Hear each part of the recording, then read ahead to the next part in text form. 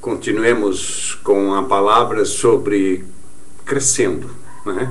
Deixar de ser criança e crescer na graça, conforme diz o apóstolo Pedro, na graça e no conhecimento de nosso Senhor e Salvador Jesus Cristo.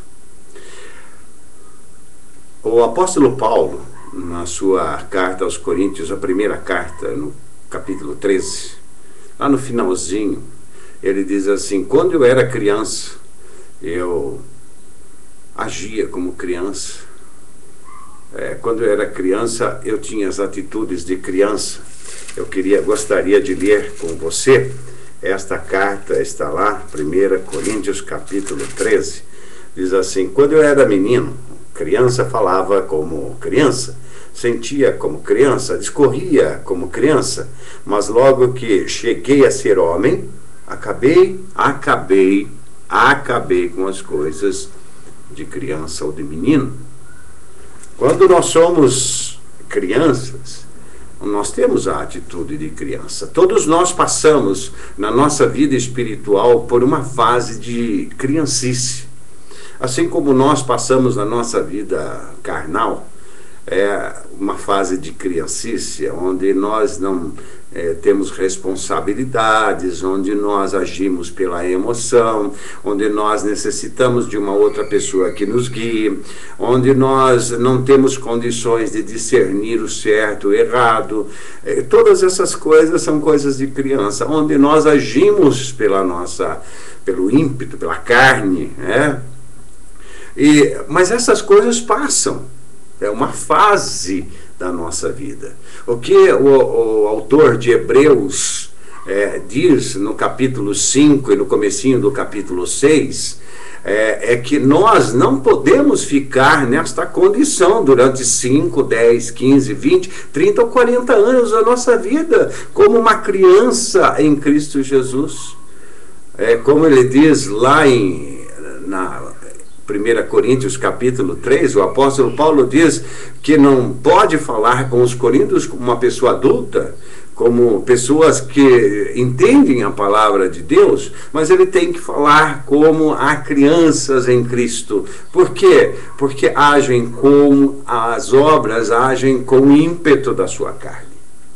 Então, aqui, nesta parte de Efésios que eu gostaria de ler com você, o apóstolo Paulo diz no capítulo 14: para que não sejamos mais meninos inconstantes.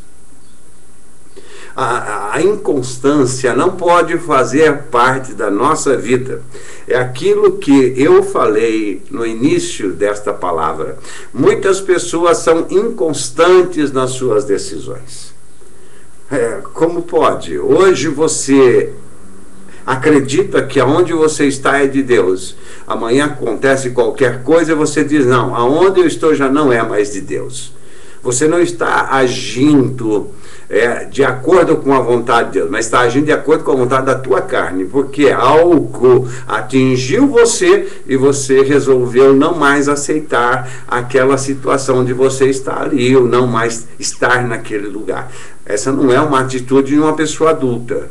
Então não pode ser uma pessoa inconstante, uma pessoa que hoje é uma coisa, amanhã é outra. Tem pessoas difíceis da gente tratar, porque você nunca sabe o dia que ela está boa. Um dia ela está bem, outro dia ela está mal. Um dia ela pode aceitar aquilo que você fala de uma maneira, outro dia ela rejeita aquilo, ainda manda você para um monte de lugar. Essas pessoas são difíceis de tratar. Por isso que Paulo fala: para que não sejais mais meninos inconstantes. Que a criança, o menino que é inconstante, o adulto não, o adulto já tem a sua firmeza. Nós temos que ser adultos na fé, levados em redor por todo vento de doutrina. Outra coisa, levado ao redor por todo vento de doutrina.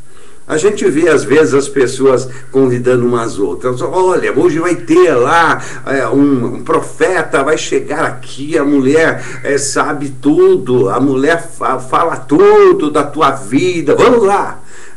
Aí está numa igreja, daqui a pouco ela está lá, né, ouvindo aquela mulher, a vovó não sei que lá que vem lá falar. Aí daqui a pouco vem um pastor abençoado na igreja, tá, vamos lá. Daqui a pouco essa pessoa não sabe o que é da vida. A pessoa tem que ter, ela não pode ser levada a todo vento de doutrina. Se ela crê que aquele é o lugar dela, ela tem que ficar ali.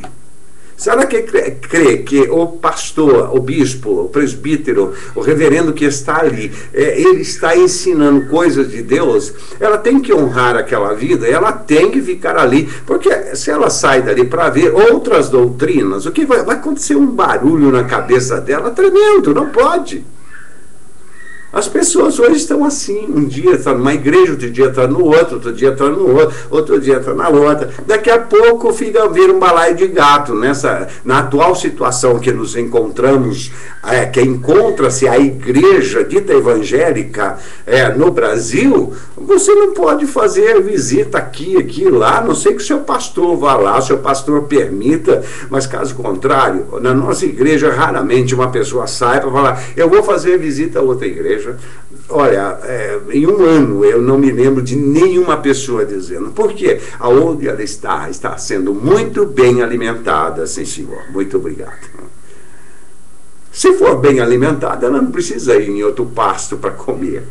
Então nós temos que alimentar bem a ovelha, senão elas vão estar aqui, conforme diz o apóstolo, em redor, todo vento de doutrina, onde bate um vento ela vai.